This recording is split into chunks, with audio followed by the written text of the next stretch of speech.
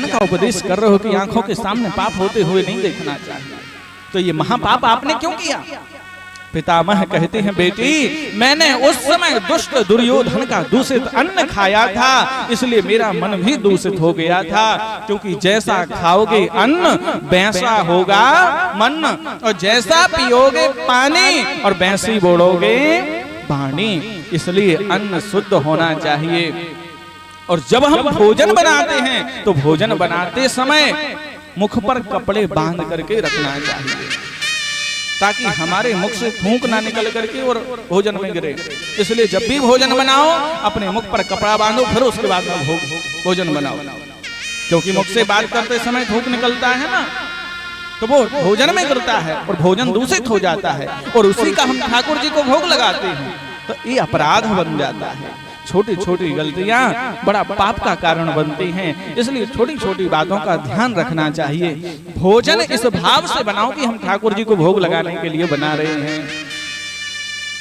और ठाकुर जी को इस भाव से बुलाओ। अभी तो गांव में बहुत मान मर्यादा है भैया।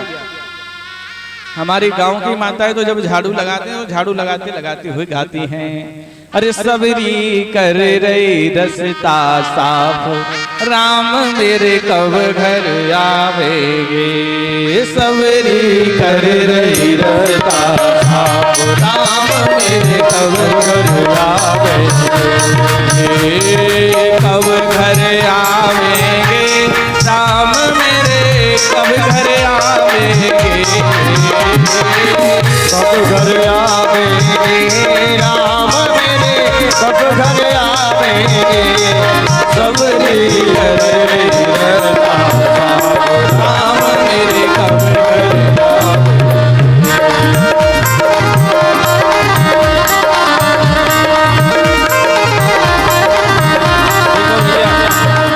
गा नहीं रहा हूँ, बता रहा हूँ कि यहाँ से भजन गाती हैं हमारी माताएं।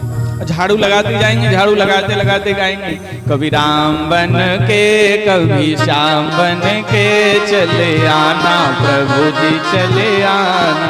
तो झाड़ू भी इस भाव से लगाओ कि ना जाने कब ठाकुर जी हमारे यहाँ आ जाएं और उनके पैर में कंकड़ ना लग जाएं। भोजन बनाओ तो इस भाव से बनाओ, ना जाने किस भेष में नारायण मिल जाएं। हो सकता है कोई भेष बनाकर नारायण आ गए हों और वो भोजन मांग रहे हों।